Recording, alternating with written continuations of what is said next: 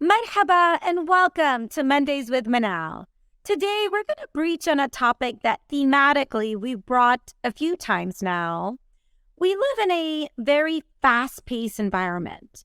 Today's environment is filled with consumption of a lot of information, and this causes a lot of emotional distress. Like my friend Machen McDonald likes to say, we are emotionally hijacked. And how do we deal with this today in the business world? When we live in a world today where we are living in the gray, when change is constant more than ever, what are the places we go to emotionally when we are in that state, especially as leaders, business owners in today's environment? Think about the stresses we feel when we feel overwhelmed, anxiety, the feeling of constantly being worried, deflecting or avoidance, which I talk a lot about when we use busy methods to avoid our real feelings, and just being vulnerable during these times. Today, I'm going to call a little bit of an audible, and I'm going to intertwine the discussion topic we have at hand, which is really how do we deal with this sort of stressful environment in our workplace, and my pick of the week. All right, so let's first talk about my pick of the week, Brené Brown's book, Atlas of the Heart. Yes, this is such a good book, especially in today's environment. It's not a business book, sure, but the way we deal with emotions is so important in today's business world. The book explores 87 of the emotions we experience that define what it means to be a human being, and walks through frameworks for cultivating meaningful connections with people that we intertwine with in our daily lives. I'm going to breach on one of the 87, which is really how to deal with stress in workplaces.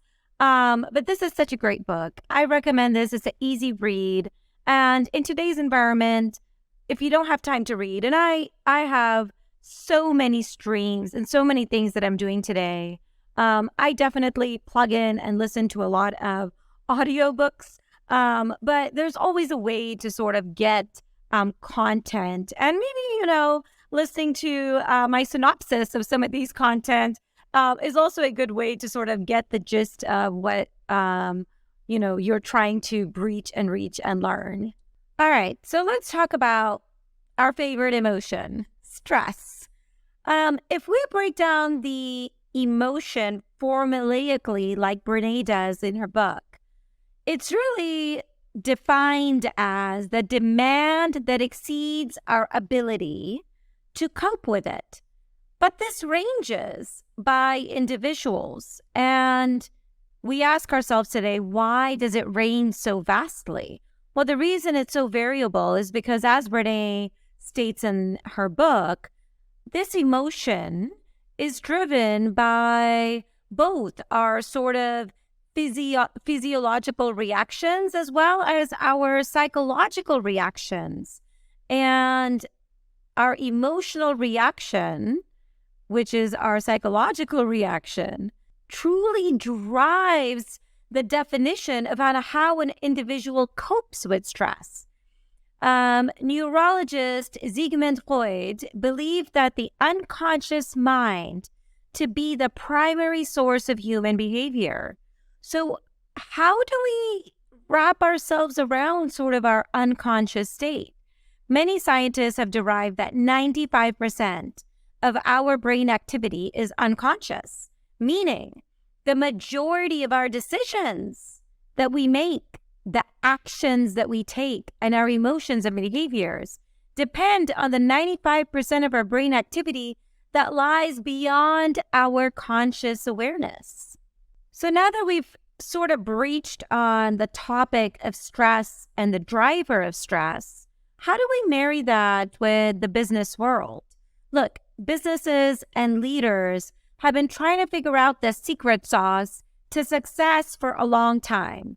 At exhaustion, initiatives are put together in place, human initiatives, right? People initiatives on how to motivate employees, increase productivity, make successful businesses in turn, right? But mindset is not usually top of mind when these strategies and initiatives are being built. And if 95% of our brain activity is unconscious, it kind of doesn't make sense if it's not top of mind when building these strategies and initiatives, right? And so that's why in this sort of new age, when we have more constraint onto our emotional state, it is more important than ever to be more purposeful in the way we build these strategies. So now we've sort of defined what drives stress. We've defined how our unconscious being drives our ability to cope with it. When this is the way we predominantly make decisions, predominantly drives the actions that we take, emotions and behaviors are determined all beyond this sort of conscious awareness, right? This is a huge implication for businesses and leaders as they try to understand how to best lead their teams. By understanding this concept, or at least acknowledging, right, this concept more deeply, managers can begin to sort of shift away from traditional approaches and focus more on creating these environments where people are encouraged to think more, let's say, outside the box, but still feeling connected with their team members. Understanding the unconscious processing that we go through gives more of an insight into individual motivation, which allows companies to tailor incentives accordingly in order to create sort of higher engagement levels among employees. We brought this in prior podcasts, a lot of great papers from Accenture and McKinsey talking about, especially in our remote world, how employees feel that they are not involved with the company, and the feeling of not being included or feeling not engaged within the community is sort of at its peak right now. And these are concerns that we can't just brush over. Understanding unconscious processes helps companies, leaders better understand biases also before making important decisions such as hiring new staff or implementing changes in operations, implementing new technology. It enables them to be more aware of intrinsic prejudices so that everyone is treated fairly regardless of, trying to sort of put aside unconscious bias as much as possible. And I think it's ever so important today, and it's so important for leaders to have this at sort of the forefront. In short, learning about how our brain works opens a world full of possibilities for businesses when it comes to leading others effectively. That's been our biggest challenge.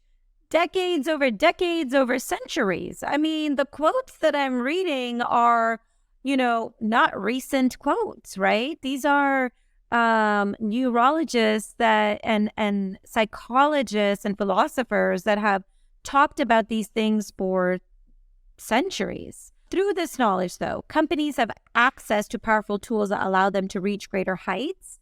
I think more than ever, we live in an information world. And as AI evolves, we live in even a vaster information world. And I think it's more important than ever, but I also understand that it's not maybe popular with everybody.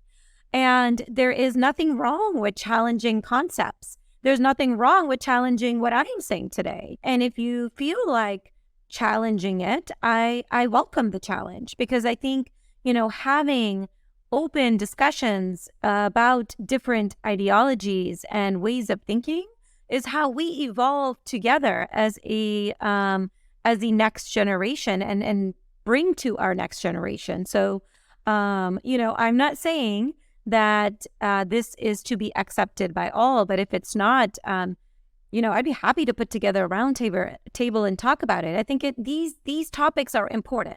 We know we have a problem. So solutioning is important. And solutioning in today's world requires, I think more than ever, the acceptance that we need to be very open to different thoughts, ideals, strategies, and bring it together. Because when you bring it together and you sort of take that emotional hijacking out of it, then you have sort of more clarity that's more objective to think through putting together a strategy that's more well-suited for your company. My friends, I am going to leave you with a quote today from Carl Gustav Jung. It states, "Until you make the unconscious conscious, it will direct your life and you will call it fate." Cheers to a thought-provoking week.